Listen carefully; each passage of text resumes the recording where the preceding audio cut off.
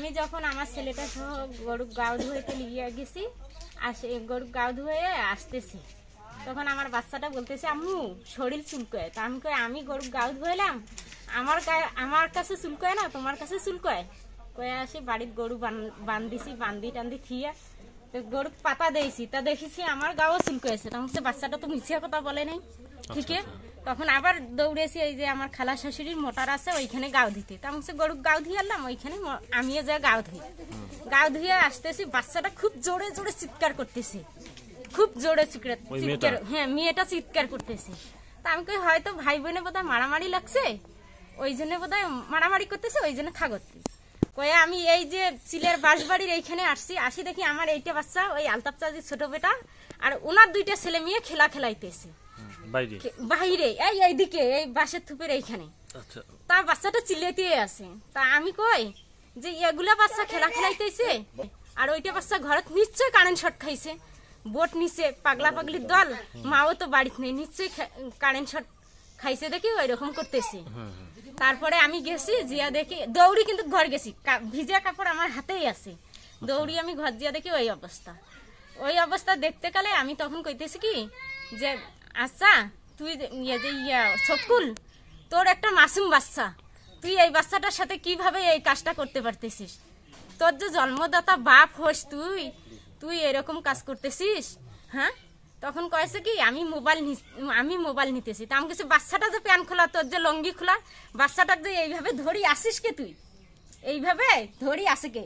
ঠ্যাং দুইটা মাটির বিছানার সাথে নিচতে, এই যে খাটের সাথে কোমরটা লাগা, আর হাত দুইটা উপরে, বাচ্চাটা এইভাবে করে চিৎকার করতেছে, বিছানায় ফেলানো অবস্থা। হ্যাঁ, বিছানায় ফেলানো অবস্থা চিৎকার করতেছে। ওর লঙ্গি নেই, বাচ্চাটারও পিন্দনে প্যান নাই, বাচ্চাটা চিৎকার করতেছে। যেন আমি এই কথা কইছি, বাচ্চাটা আমার বগলে আসি খাড়িয়া প্যান পড়তেছে। তখন আমি চিৎকার করে বাইরে হয়ে আসি, ওই যে মহিলা আপনাকে সাক্ষী দিছে ওই মহিলাও আসলো, আর যারা জায়গা দিছে তার ছেলেও আসলো। তা আমি বলতেছি যে এই দেখতো ওই এইরকম কাজ করতেছে, আর 2 দিন পরে আমাদেরও বাচ্চা আছে, দুইটা পাগলা ঘুরতেছে এইখানে, আমারও বাচ্চা আছে, এরকম কাজ করতেছে, তোরা ধরিস না কেন?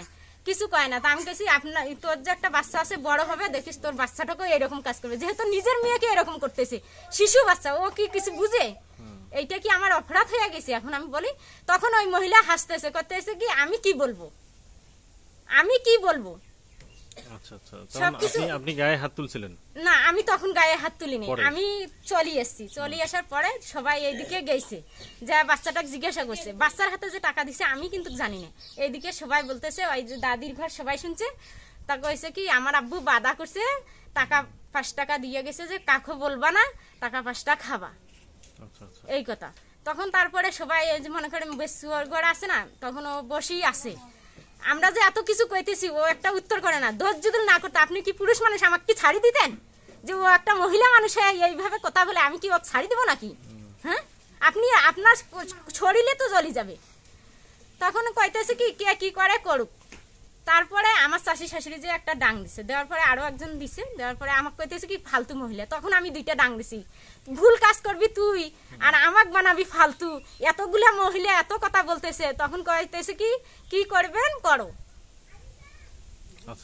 তারপরে ওইভাবে হওয়ার পরে তারপরে এই যে আমার চিলের ছেলে আছে, কিন্তু 2 নাম্বারটা তখন আসলো, চাচা শ্বশুরকে বললাম, তখন কইতেছে বেটাকে মার।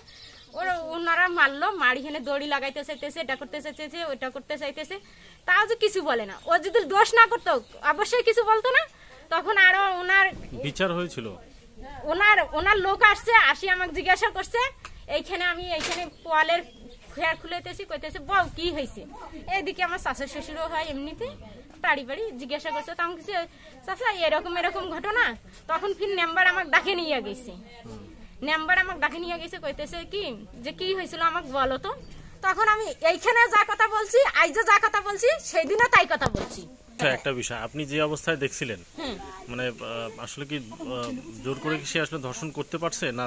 ধর্ষণ করছে নাকি এটা আমি দেখি নাই সঠিক, কিন্তু দুজন কাকে উলঙ্গ অবস্থায় দেখছি, বাচ্চাটার ঠ্যাং দুইটা এই পাশে, মাঝখানে ওর ঠ্যাং চেষ্টা করছিল আর কি, মাঝখানে ঠ্যাং দুইটা, আর বাচ্চাটাকে এইভাবে থাকাইছে, এর হাত দুইখান এই 2 পাশে, আর এরকম করে বাচ্চাটা কান্না করতেছে, জোরে জোরে চিৎকার করতেছে। আচ্ছা, তখন কি গায়ে কাপড় ছিল? যখন গোসল করে আসছিল কাপড় ছিল? তুমি নিজে খুলতে চাইছিলে না তোমার বাবা তোমাকে খুলতেছিল? তোমার বাবা, উনি নিজে খুলতে চাইছে। তুমি কি সত্য বলছো? মানে তুমি কি সত্য বলছো? তোমার বাবা খুলতে চাইছে না তুমি নিজে খুলছো? তারপরে কেউ এসে দেখছিল? কে দেখছিল? কি নাম? শাহনাজ ভাবি। আচ্ছা আচ্ছা, উনি দেখছিল। আসি কি শুনলেন? শুনলাম কি সেটা বলেন। যে তোর সোয়ার তোর স্বামী দুর্ঘটনা ঘটে দেখি, সে জানালা আল্লাহ ছাড়া। আপনার মেয়ে জিজ্ঞেস করছিলেন আপনি? হ্যাঁ। সে কি বলছে? আমাদের সামনে তো সে বললো যে হ্যাঁ তার বাবা। মেয়েটা তো কখন কয় আর কখন না খায়। এর বাদ ভাত খেয়ে আসি, ওর বাদ কইলাম না খাও এলায়। ওই যে ওমার বাদ ভাত খেয়ে আসলে ওই যে ওর নাতিটা কছে কি কছে বলে যে সুরবি তুই যে এলা যে ভাত খেয়ে যা আসলে তুই এলা এখানে তুই আধ গামলা ভাত ধরি বসছিস।